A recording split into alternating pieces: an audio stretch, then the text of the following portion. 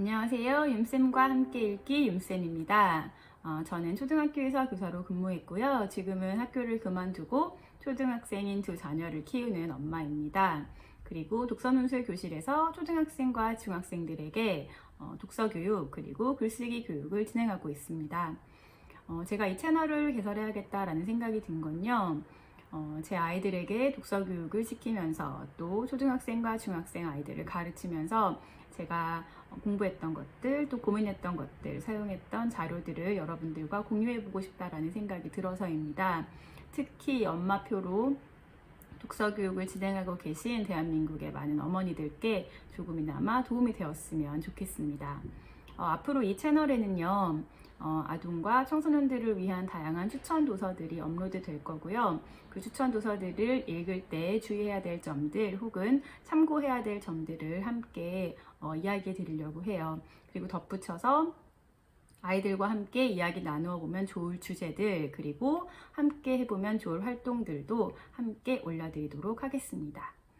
그리고 테마를 정해서 추천 도서 리스트도 업로드할 예정입니다. 예를 들면 저학년이라면 놓칠 수 없는 책 리스트들, 그리고 비문학을 좋아하지 않는 아이들도 재미있게 읽을 수 있는 비문학 추천 도서, 그리고 여학생들이라면 반드시 읽어야 할 소설 리스트, 이런 테마들을 정해서 추천 도서들을 업로드할 거니까요. 많은 관심 가져주시고 그리고 아이들에게 독서 교육하는 데 도움을 받으시면 좋겠습니다. 제가 오늘 처음으로 추천드릴 책은 바로 책과 논의는 집입니다. 이 책은 2009년도에 문학동네에서 출판이 되었고요. 벌써 10년이 넘었지만 여전히 뜨거운 사랑을 받으면서 베스트셀러의 자리를 굳건히 지키고 있는 책입니다. 많은 사람에게 오랫동안 읽혀온 책은 의미 있고 좋은 책일 가능성이 높은데요. 이 책 또한 그렇습니다. 이 책은 이제 아동 청소년들을 위한 역사 동화인데요. 기존의 다른 역사 동화들과는 좀 다릅니다.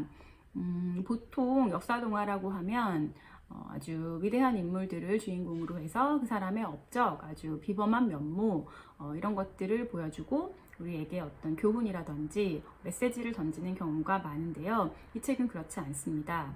조선 후기에 천주교 박해라는 시대적 배경 위에서 장훈이라고 하는 굉장히 평범한 소년이 겪는 이야기들이 바로 이 책의 줄거리인데요. 우리에게 어떤 교훈이라든지 강요되는 메시지 이런 것들이 전혀 없습니다. 그래서 재미있게 읽으실 수 있고요. 하지만 우리가 또 생각해 볼 거리들은 충분히 찾을 수 있는 그런 좋은 책입니다. 하지만 아이들에게 이 책을 읽히실 때 조금 참고해 봐야 될 사항들이 있습니다.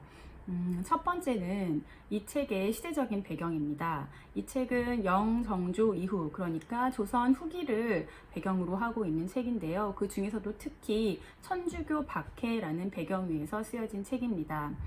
그래서 천주교 박해에 관련된 지식을 알고 있으면 훨씬 더 쉽고 재미있게 접근할 수 있는데요.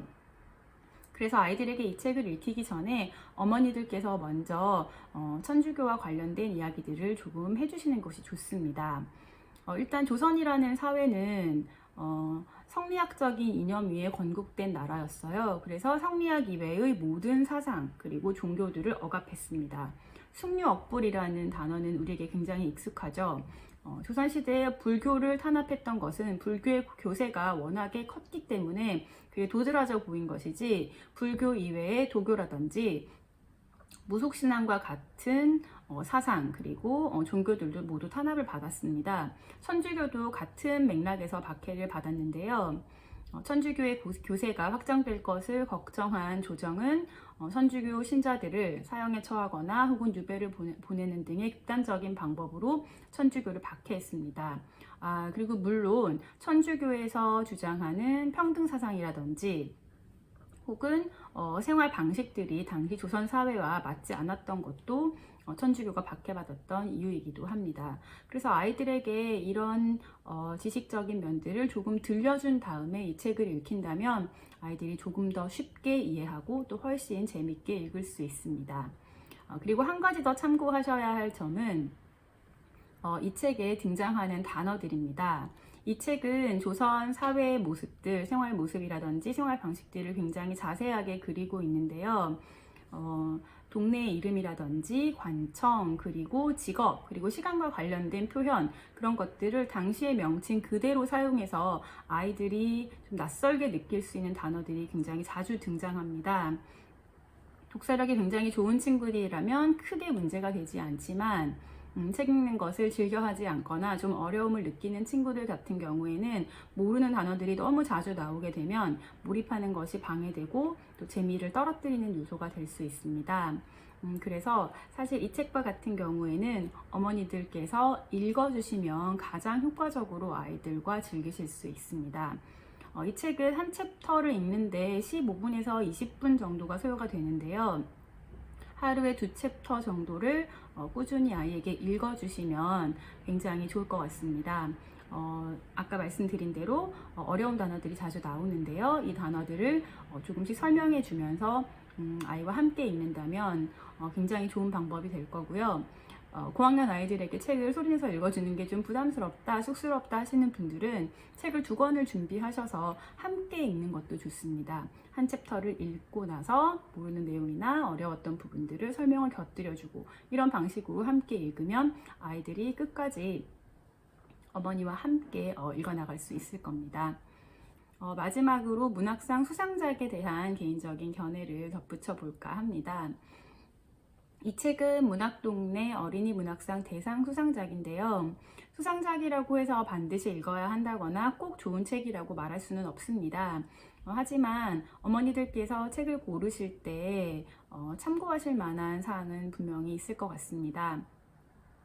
수상작이라는 것은 여러 명의 심사위원들이 읽은 다음에, 그러니까 한번 검증을 거친 다음에 출판된 책이기 때문에 아무래도 좀 의미 있고 또 재미있는 책일 가능성이 높습니다. 그래서 비룡소라든지 문학동네 그리고 창비와 같은 출판사에서 시상하는 문학상들의 수상작들 리스트를 살펴보시는 것은 아이들에게 책을 구입해 주거나 또 추천할 때 도움이 될 거라는 생각이 듭니다. 그래서 오늘은 책과 논의는 집을 처음으로 소개를 해드렸고요. 오늘 처음 영상을 찍다 보니 좀 버벅대고 어색한 부분이 있었을 거예요. 앞으로 차차 나아질 거라고 생각하고요. 어머님들께 도움이 되는 다양한 정보들, 책과 관련된 정보들 많이 올려드리도록 하겠습니다. 그러면 오늘은 여기까지 하겠습니다. 감사합니다.